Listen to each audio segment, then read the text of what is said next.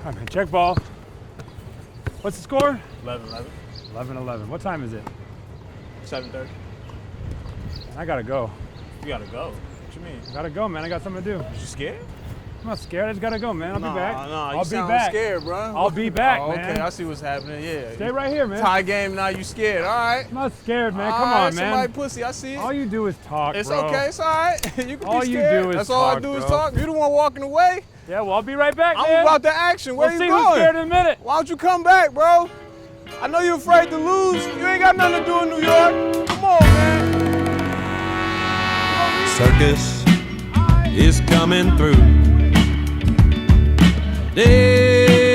Everybody knows that when you purchase a ticket, you expect to get a show.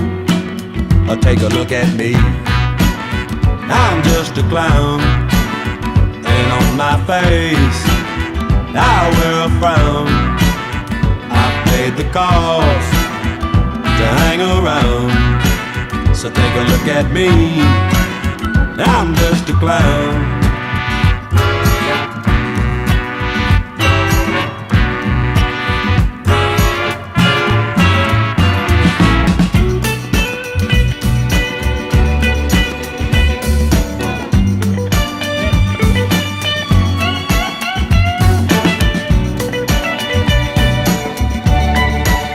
Ladies and gentlemen, Kenny DeForest. That's what they say. I guess my clothes give me away. All of my friends have disappeared. You know it makes me wonder if I was ever here. Take a look at me. Look at that. Let's go. What's up, everybody? How we doing? Good to see you. Oh, thank you. Yeah, that was good. Good to see everybody. How we doing? Good, man. I really appreciate you guys being here, man. It's a real honor for me to be able to pursue my second dream. Seriously, it's not lost on me what a privilege it is to chase my second preferred profession, you know? Not everybody gets to do that. My first dream was to be a basketball player. I wanted to be in the NBA.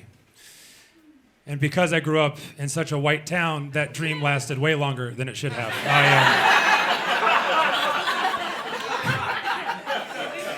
I didn't get the reality check early enough.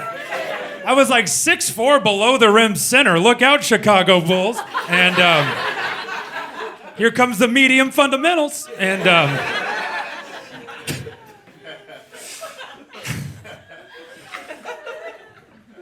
I actually became a comedian during a basketball game. Yeah. That's what everyone wants to know when they meet a comic. When'd you know you were funny? When'd you know you wanted to be a comic? What's your origin story? Mine happened during a basketball game. It was my senior year of high school.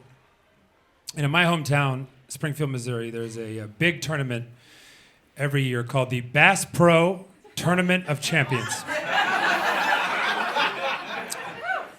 Now, I realize every word of that sentence was more confusing than the one before.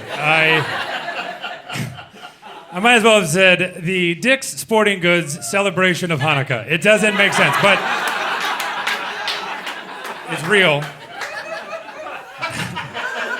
Bass Pro Tournament Champions. So basically what happens every year, the top high school prospects and their teams fly to my hometown, play the local schools, and kick the shit out of us in front of our families. It is a time-honored tradition. And if you're from where I'm from, it's an honor. You look forward to it. You want to play in the tournament. So my senior year, we were in it. And we actually won our first round game. We weren't supposed to do that. We beat the defending state champs from Kansas. They were previously undefeated from the season before. We gave them their first loss. Big deal. Local paper runs a story, generates all this buzz. Second round game, it's packed. 10,000 people are at this game. And we're getting ready to play a team from southeast Missouri, a little town called Poplar Bluff. And they had a guy on their team named Tyler Hansbrough. So if there's any hoop heads in the house, you might know. If not, Tyler Hansbrough, he played 4 years at the University of North Carolina. He graduated the all-time leading scorer in ACC history, and he played 7 years in the NBA. He's 6'9", 250 pounds of just hay and dip spit and just center block, just country strong. He's like if a farm ox came to life in a Pixar movie and got really good at basketball. That's what he is. His nickname is Psycho T. So he's a 6'9", 250-pound psycho. Okay. And so we're getting ready to play them. And Roy Williams, who at the time was the head coach for the University of North Carolina, was there recruiting Tyler Hansbrough. And my dream was to play at North Carolina. I wanted to be that white dude at the end of the bench just waving a towel every March, just happy to be there, you know? So I was getting hyped, man. I was in the locker room pumping myself up like I'm about to show Roy Williams who he should be recruiting, you know? Listening to Eminem like, my palms aren't sweaty, bitch. What's up? I'm calm as shit. I had a little spaghetti, but we're keeping it down. Because I'm built different. So I'm amped. We go out, we warm up. Coach calls us over for the huddle to give us the game plan. This was the game plan. Is that right, fellas? They have Tyler Hansbrough on their team. That's true. But they also have shooters. So, here's what we're going to do. DeForest, that's me. You're guarding Hansbrough. One-on-one. No help.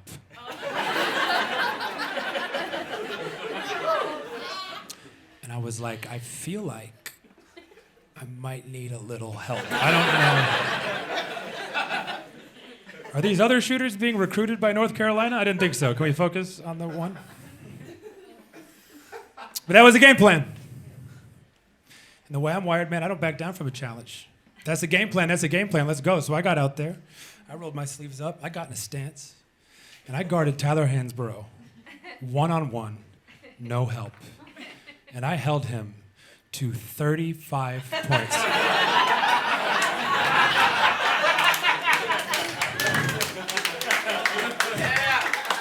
He was 12 for 12 from the field. He didn't miss a shot. He made 2 threes. He doesn't even shoot threes, but he made 2, and he had 13 rebounds. It was a performance so legendary, it is permanently enshrined on the Bass Pro Tournament of Champions website as one of the single greatest performances in the history of a tournament that Kevin Garnett also played in. So, that's true, by the way. I encourage you to Google it after the show. Google Tyler Hansbrough, Bass Pro Tournament of Champions. You'll see the box score. I'm in there. I had 11 and 3. Not bad. He was guarding me too.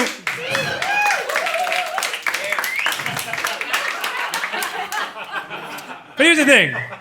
Did I technically lose? Sure. But I think we all won, really. He got a full ride scholarship to North Carolina. I got this story, and which one's really better, you know? But there was a specific moment in that game where I became a comedian. They threw the ball to Hansbrough in the post, and I knew he was about to dunk on me from experience.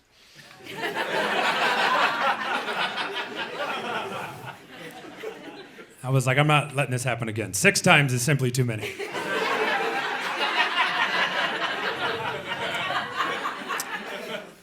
So he took a dribble to the middle. He was about to go, and I just wrapped him up like this. I just wrapped him up. I grabbed my wrist, and I was like, mm-mm. And here's the thing. I took creatine in high school. If you don't know what that is, that's that stuff that Mark McGuire took that's like not steroids, but it's kind of steroids. And I was artificially strong, is my point. I wrapped him up, and I was like, no, not today. And he just went through me. He just took me with him. I left the ground, too.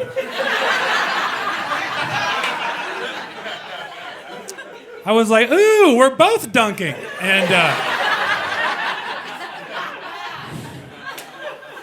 he just cocked the ball back, boom, threw it through the rim. It bounced off my head and went into the stands. And I had a moment of clarity.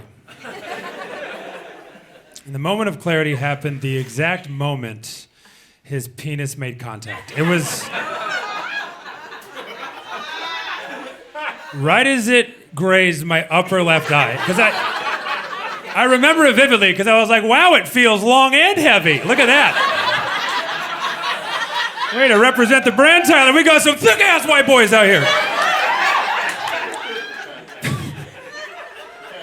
Right as it hit, moment of clarity, I was like, boom, oh, I see. I should be a comedian. I should write this down and make it funny so it doesn't manifest as trauma. And here I am. Thank you.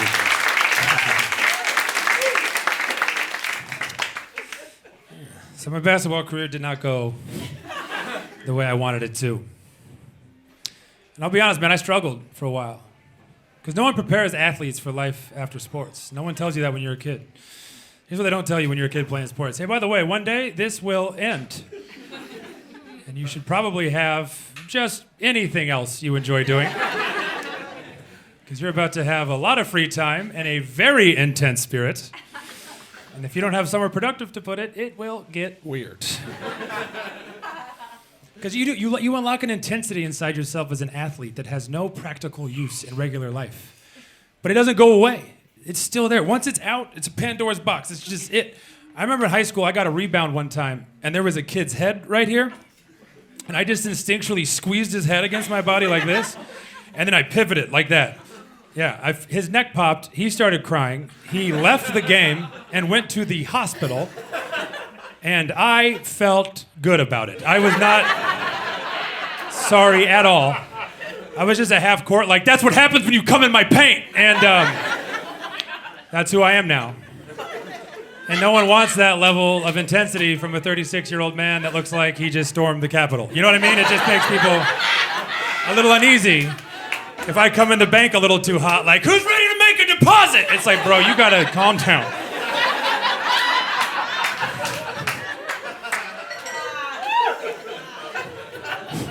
So I didn't know what to do with all that energy. I couldn't try to win basketball games anymore, so I started trying to win parties. That was my plan. I don't know if you've ever tried to win a party before, but it is the only way to lose a party. It's the one way. I was like, maybe if I do a keg stand, they'll clap for me. And you've heard of bonging beer. I can bong whiskey. And now I don't drink. So that's how that... we got there. I don't drink anymore. And I spend my life performing in bars. I feel like Mike Pence at a pride parade. I'm like, I wish I could participate, but what if Mother sees? And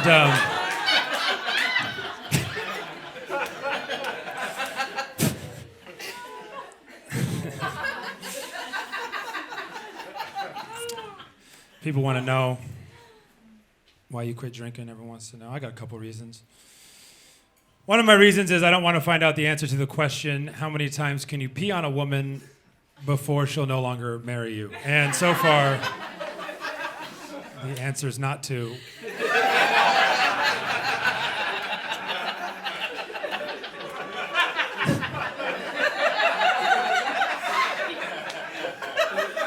It's probably 3, right? Yeah? Also, I'd like to clarify, this is from wetting the bed. I didn't whip out my dick and pee on my fiance. These are very sensitive times. I don't need there to be a Vulture article tomorrow, like comedian admits to peeing on women. Career over before it starts.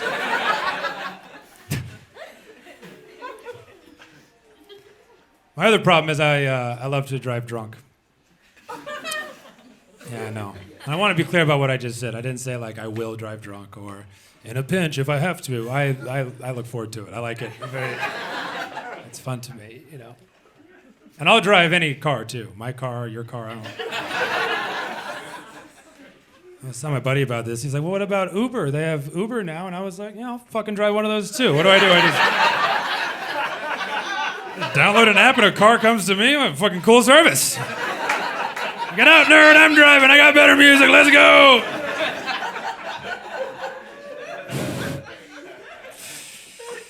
Yeah, so I got a DUI, and as will happen. I got mine in Wisconsin. If you're gonna get a DUI, I recommend you do it there. They are super chill about it. They didn't even take my license. I was like, aren't you gonna take my license? They were like, no, how would you get to the bar? I was like, it's a fun state. It's a good point. It's a good point.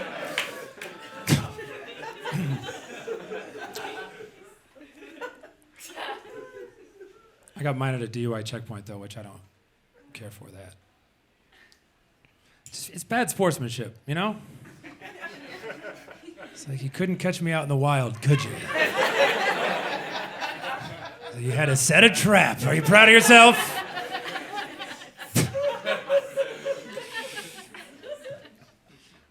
DUI checkpoints are such a waste of tax dollars. You don't need 30 cops at one location to catch drunk drivers. It's insane. You just need one cop at every drive-thru at 2 a.m. listening to the orders. That's all you need. Pull up, roll your window down and listen. You'll figure it out. If one woman gets 2 snack wraps, she probably works the night shift. Let her go, you know? But if 2 dudes get 6 combo meals, get them off the road. They're a menace to society. I don't even think we need breathalyzers. How much do those things cost? With electronic equipment, 0.08's the legal limit. Why? Just look at the receipt. $10 is the legal limit. You pulled over at 3 a.m, cops like, license, registration, and receipt, please. Interesting, it appears you've spent $20 at a Taco Bell, and you appear to be alone.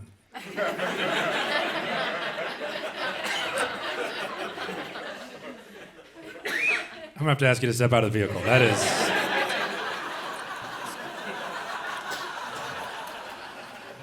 You ever hear that thing, if you get pulled over drunk driving, you should put pennies in your mouth because copper throws off the breathalyzer? Yeah, don't do that. It's a lie. You just end up going to jail with a mouthful of cup holder change. And, it adds insult to injury more than anything. You just end up with a DUI and a bacterial infection. So, I don't know who started that rumor. I feel like it was just a cop trying to make his job easier. So, yeah, just tell them to put pennies in their mouth. They're stupid, they'll do it. You know, I pulled you over tonight, I was like, oh, I have no idea. Get out! Oh, man. People always ask, like, how'd you quit drinking? What'd you do? Everybody's different, you know? Everyone's journey is different, but what I did was cocaine. That's what I did. It's not for everybody, but if you're trying to make some changes, you need to accelerate that downfall, my man. You gotta speed this shit up. You gotta get to the bottom before you can come back up. You know what I'm saying? You can drink too much for decades, but you start doing cocaine, you're gonna come outside in about 6 months, blinking into the sun, just like, I think I need to change some things. This doesn't feel sustainable to me.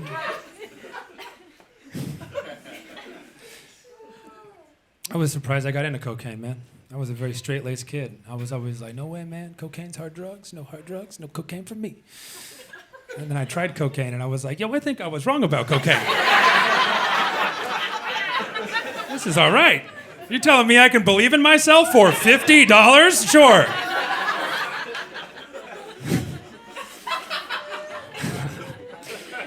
People think drugs are too expensive. I think they're too cheap, to be honest with you. I shouldn't be able to meet God for $50. That's not enough money. It should be more.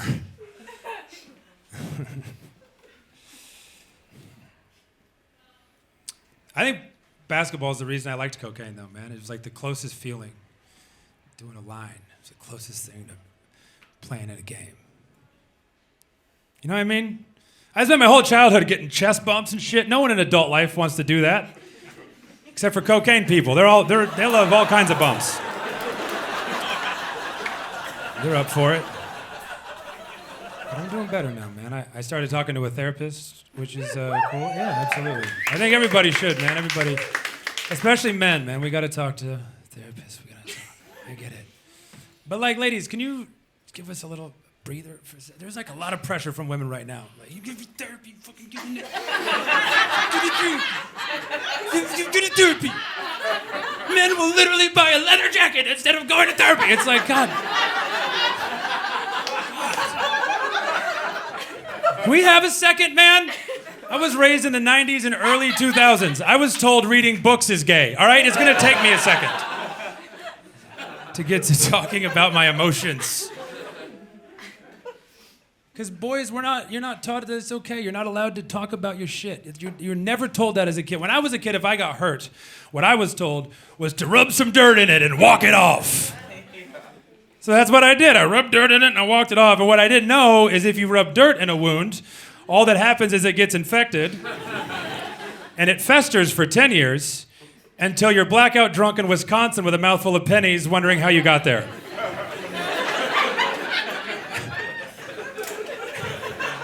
Check that out.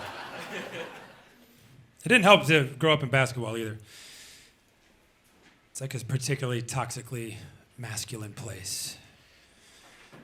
I'm just now learning about all this. That's what I mean. Give us a minute, man. I didn't know what toxic masculinity was the first time I heard it. I thought toxic masculinity was what turned Dwayne Johnson into The Rock. That's what I thought. That's not what it is. It turns out toxic masculinity is just the belief that as a man, you should never do anything that might be perceived as gay. And things that might be perceived as gay include trying.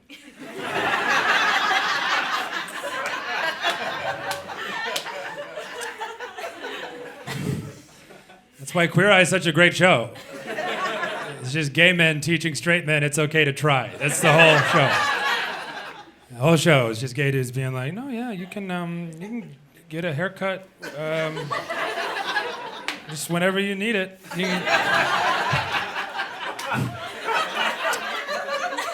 You can buy clothes that fit. That's fine. You can take some of that lotion and just put it right there on your face. And the straight guy's crying. He's like, I didn't know I was allowed.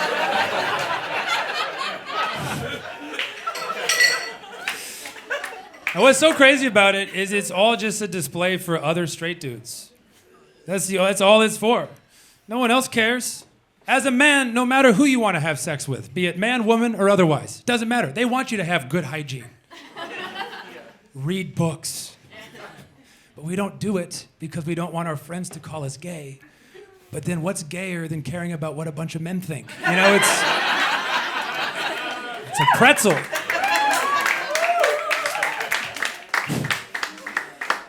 I didn't realize how much it affected my life, man, until I started living with a woman for the first time. And this is not my partner, by the way. This was just a woman.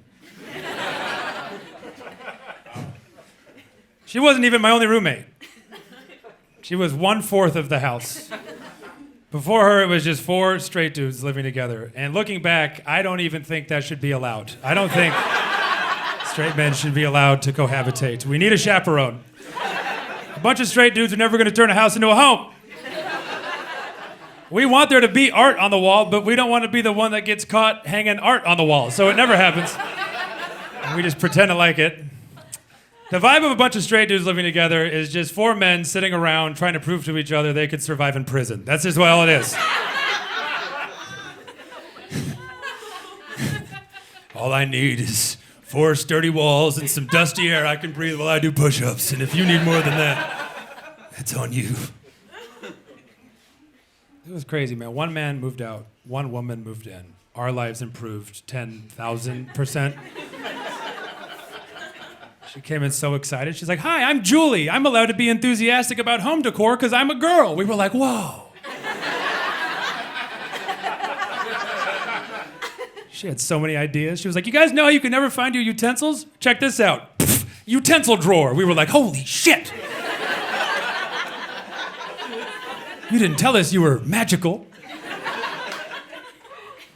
She's going around the house, just fixing everything. She's like, hey, fellas, real quick, what's all this over here in the corner? What's all that over there? And we were like, oh, that's corner trash.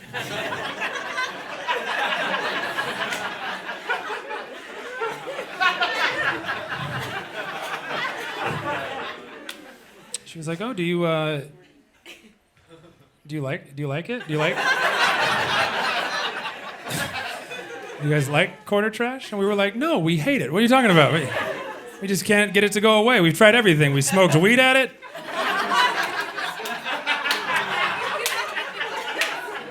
We beat it in PlayStation. It won't leave. We don't know what else to do. She's like, I have an idea. What if I got these bags here? What if we took corner trash and put it in the bags and took it outside and made it outside trash? And we were like, Julie.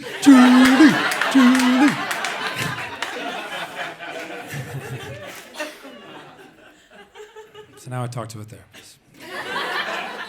I got through it. My buddy was like, why would you pay a therapist money when you can talk to your friends for free? And I was like, because my therapist legally can't tell anyone what I tell them. That's why. My friends will take what I tell them, turn it into a nickname, and bring it up at parties. So I don't think of it as a copay. I think of it as hush money. At the end of every session, I'm just like, now remember,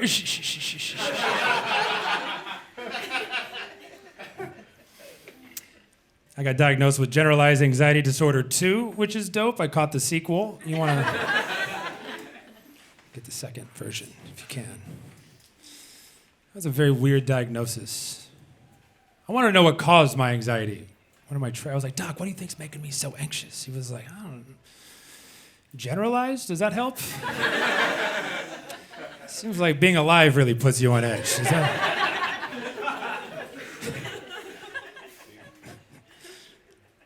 We found that out because I was telling him I have panic attacks sometimes. And I hate it. Sometimes in big moments in my life, you know, like before a basketball game or like a comedy taping. I just like tense up, man. I feel it. It just comes from my gut, and I just feel it. My hands get clammy, my throat gets dry, my mouth dries up. I have a stutter that wasn't there before. I hate it. I was telling my therapist about it. I was like, man, I feel like a pussy when that happens, you know? And I know pussy's an archaic way of saying weak because it suggests that pussies are weak when really they're strong and giving of life. And my girl made me add that to the joke, but the point is... Listen, it's not wrong, but like word economy, babe. But anyway... That's what I said to my therapist. I don't know if you've been to therapy before, but a lot of times what will happen is your therapist will start taking negative words that you use about yourself and start saying them back at you so that you realize you don't like to be talked to that way. So for me, therapy's become an hour of a 65-year-old Jewish man calling me a pussy until I give him $100, which feels like something a pussy would do. I don't know if it's working.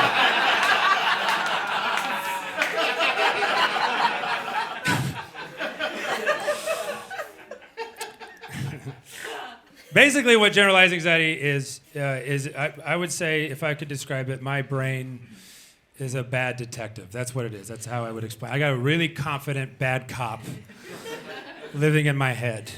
And he looks at all the correct evidence and then just makes the wildly wrong conclusion. So every day he comes in just all cocky, hot cup of joe, just like, all right, fellas, let's take a look at this case. What do we have here? Okay. Interesting. It appears when you enter a room, people tend to react warmly. All right. They're often smiling. They say nice things about you personally and professionally. Not to mention, there's always an outpouring of support when times get tough. Open and shut case, everybody hates you. Everybody hates you.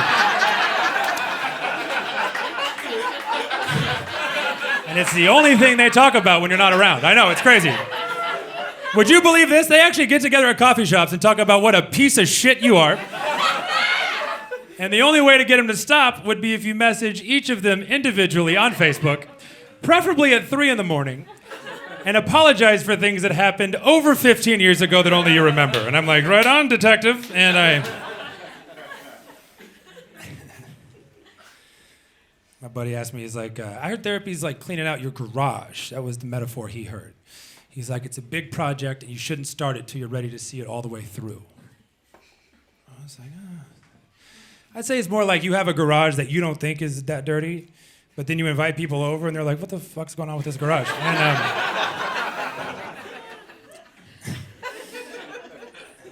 And you're like, what if you just didn't come to my fucking house anymore? And they're like, this is actually what we're talking about. And so you love your friends, and so you agree to look into cleaning their garage. And so you go online, you find a person that specializes in your particular kind of garage, and you hire them to come over and watch you clean your own garage while they ask you very condescending questions. What do you think this is? What do you think this is? I think this is highway robbery. That's what I think this is. I think this is a fake profession. And you don't even start cleaning the garage right away. No, that'd be too easy. First, no. You can't just start cleaning. First, you got to go open that trunk that you have buried in the corner of the garage. The one that you don't want to open, you don't even know what's in there, but it's been there for a long time. And all you know is you like it closed. And the therapist's like, no, let's just go ahead and open the trunk. And you're like, I don't even know your first name. And pop it open. I'm like, oh, you're a medical professional. And you open the trunk, and it just, contents come flying all over the garage.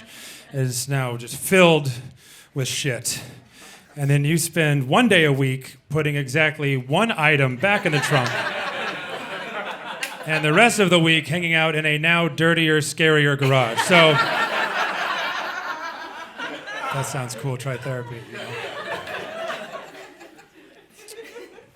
But I'm glad I've done it, man. I actually put my basketball career to rest over COVID, which was something I didn't even realize I needed to do. I never realized I hadn't done that. I was too busy being like, I'm fine. No, I'm fine. But I learned to appreciate the people that I met, man. That's what, like, now I consider myself culturally a basketball player. You know what I'm saying? I like the culture of basketball. I love that I have teammates that I'm in touch with, man, that always have my back. You know what I mean? That's the part that I appreciate, man. And so this actually happened to me over COVID. I'm going to tell this story, but before I start, I want to ask if you guys believe in karma. Yeah. Basic principle. Okay, cool. Yeah, as a spiritual person, I want to believe in karma, but as a white person, I hope not.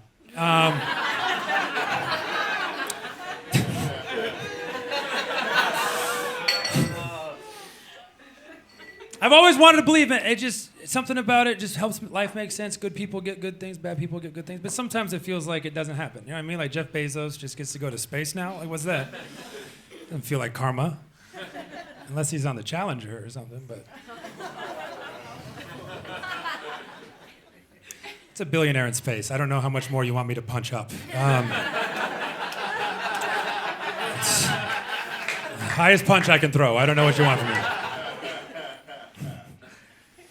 But I finally experienced karma. I now firmly believe, because I experienced it, man.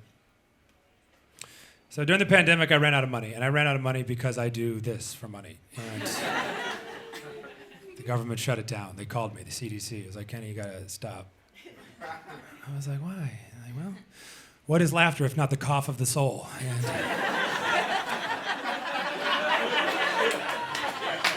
was like, damn. I was like, are you going to make all the comics stop? They're like, no, some of them suck. They can keep going. And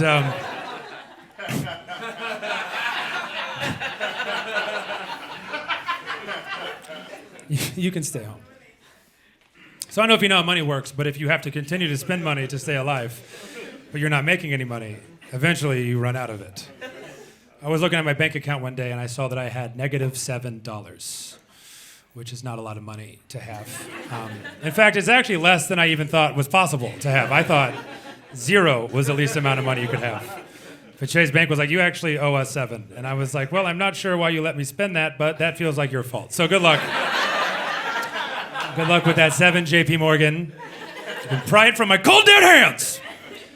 And they will. -$7, man. Saw it on my bank account. I'll be honest, I felt a panic attack coming on. I felt that it started here, it started moving up into my throat. And right as it started to break, all of a sudden, my college roommate, no explanation, Venmo'd me $500. It was insane. I have no money. $500. I was blown away. I called him. I was like, how did you know I needed money? Did I pocket dial you? Did you hear me weeping? That's not why, it turns out.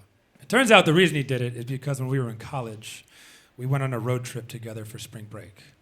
And we were driving from Springfield, Missouri to South Padre Island, Texas, because we had seen MTV. We heard Vanilla Ice was playing that year. We wanted to check out Vanilla Ice before he's dead. And this was 2008, believe it or not, still alive, Vanilla Ice. We had way more time than we thought. Did see Vanilla Ice, by the way. Greatest concert I've ever seen in my life. He played 3 songs.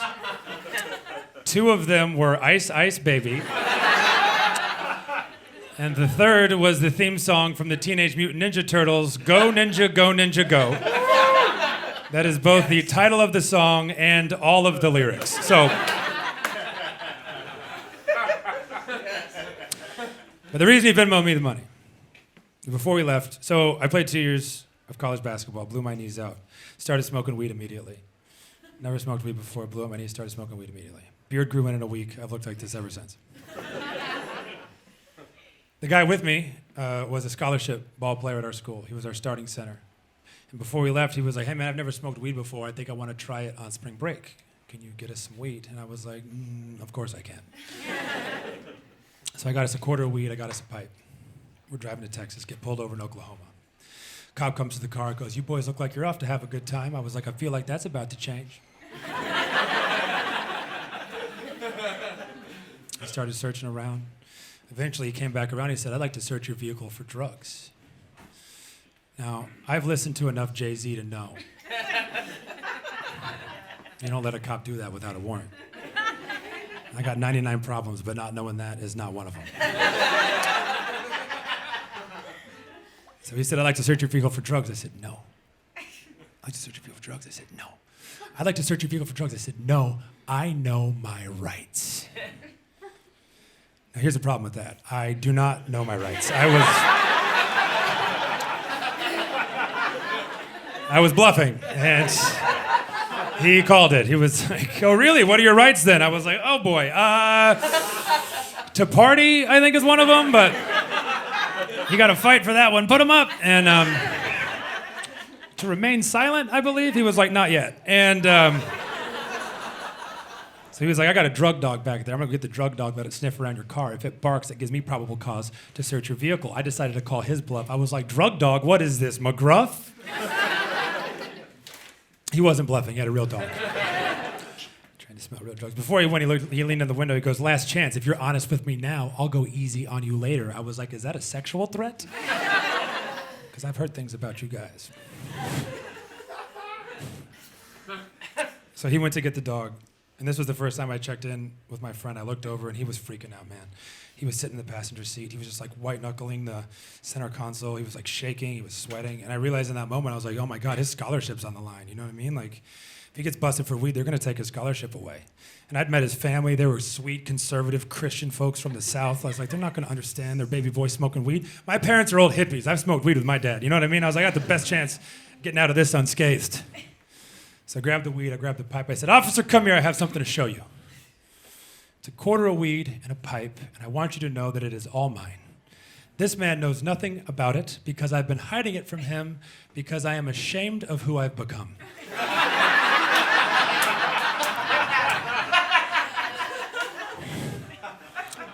So he got me out of the car, cuffed me, took me back to his car, started writing me tickets, 2 tickets. As he's writing the tickets, he looked at me and said, you know, it's really cool what you're doing for your friend up there. And I said, you know, you're either cool or a cop, pick a team. And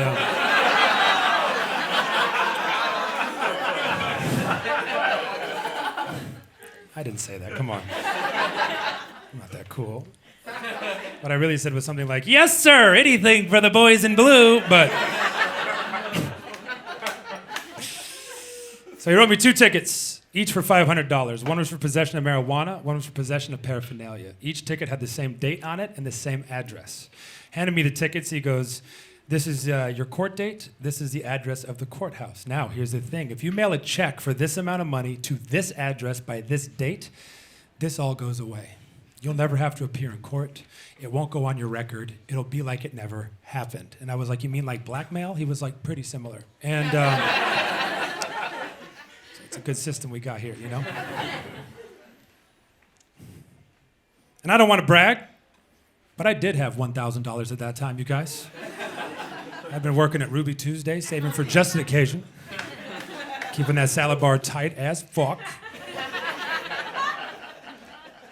And so I mailed a check for $1,000 to that address by that date. Lo and behold, went away. Never went to court. Never went on my record. It was like it never happened. It was almost like I'm white. And so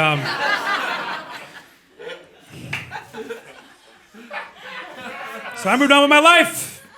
Went to Texas, had a great time. Never thought about it again. Fast forward 13 years later, the man in that car has gone on to become a singer-songwriter. And for years he struggled, man, barely made any money, just had enough for gas and to pay his band. But right before COVID, he signed a record deal, and for the first time in his life, he had money.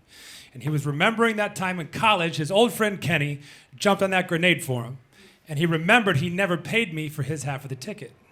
So without asking me, he Venmo'd me $500, and it came to me when I needed it the most, and picked me up out of a jam, and it felt like my good karma coming back through time to pick me up, you know?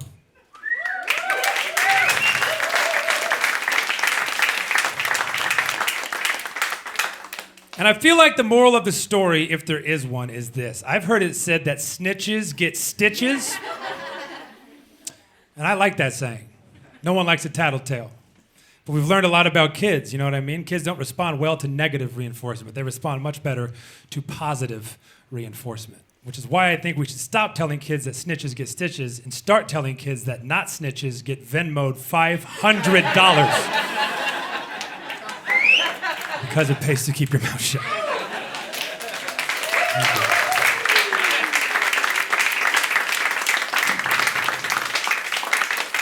I got one more story. You guys got it in you? Yeah. I appreciate that. Thank you guys for coming, man.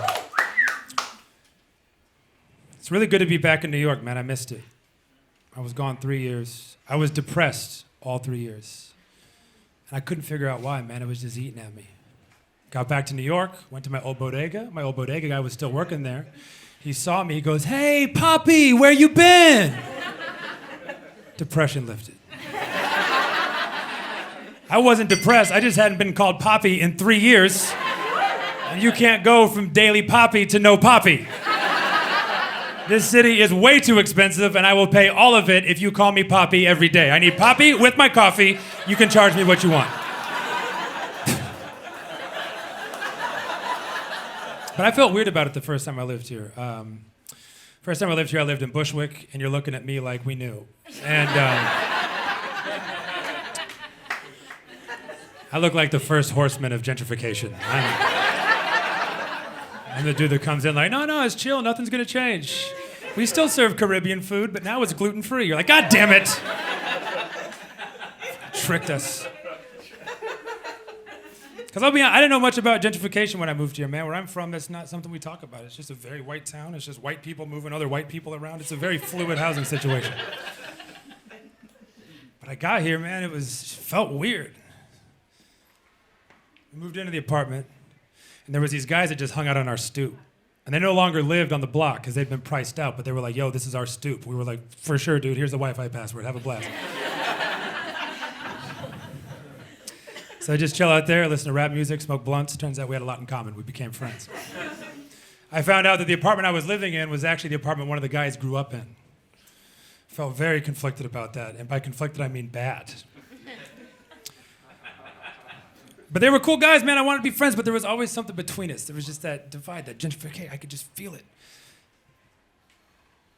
So one day, one of the dudes bought a basketball hoop. One of those ones you can like roll out. He rolled it out onto the street, chained it to a fire hydrant, and they would play one-on-one. It was the most New York shit I've ever seen in my life.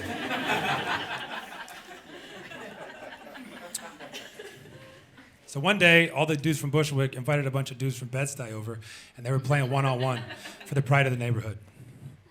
Bushwick kept losing. They were getting pissed. So I was walking home. I was on the phone, and I heard one of them go, "Man, someone's got to hold it down for Bushwick. This is bullshit." And I rounded the corner, and I heard one of them say, "Yo, I heard White Boy can play." And I was like, "Who, me?"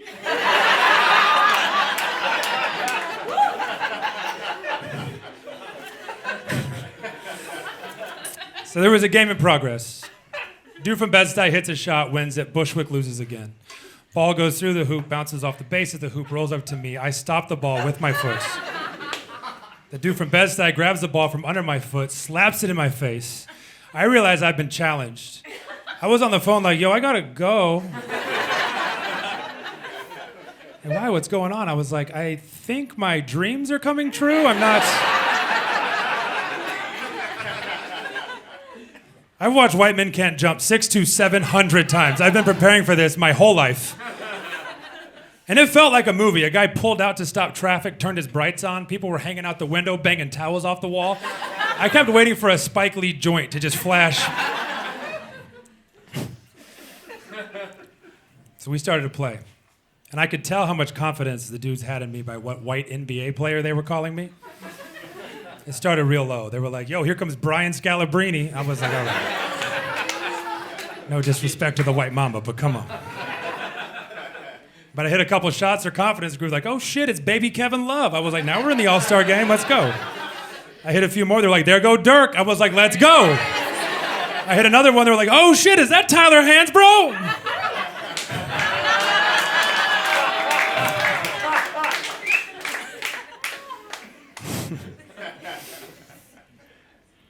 So we're going at it, man. We're supposed to play to 11, win by 2. At this point, it's like 16-16. I'm fucking beat. I'm covered in sweat. I'm like, I gotta end this game right now. Check the ball, get the ball back. Take 2 dribbles left, hit him with the hardened step back. Shoot it 2. I know it's good as soon as it leaves my hands. Goes through the net. Explosion. The neighborhood goes nuts.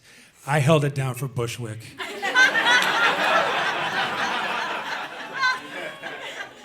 And in that moment, I felt like I transcended gentrification. Because after that, the dudes on the stoop, they gave me a nickname. And I feel like once you have a nickname with a group of people, you're officially in. You're friends. There's nothing left between you. And from that day forward, those guys called me N-word Tim.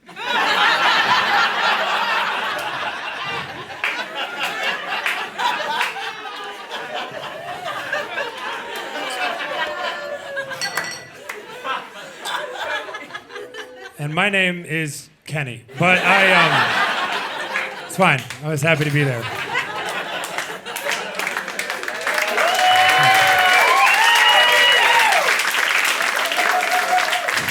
And they would say the whole thing, obviously. I don't feel comfortable saying, not being allowed to say your own nickname is a level of street cred I didn't even know it was possible, but it's happy to be here. My buddy was like, why didn't you tell him your name's Kenny? I was like, yo, this is way better. They don't need to know my real name. Like, I buy weed from those guys. This is, cops ever come like, N-word Tim? I'm like, nah, crack a Ken. You got the wrong guy. I think N-word Tim.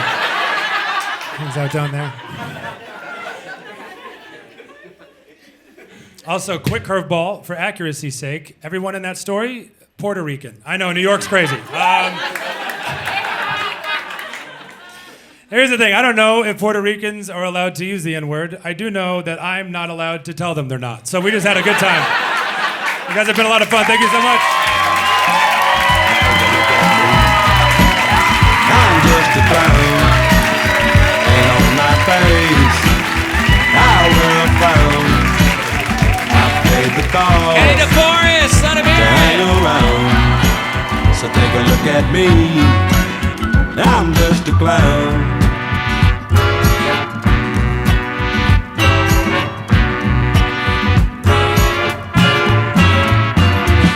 Joker stands in the middle and turns a trick for you. Because sometimes you know it's better to be thought of as a fool. Or take a look at me. I'm just a clown, and on my face I wear a frown. I've paid the cost to hang around. So take a look at me. I'm just a clown.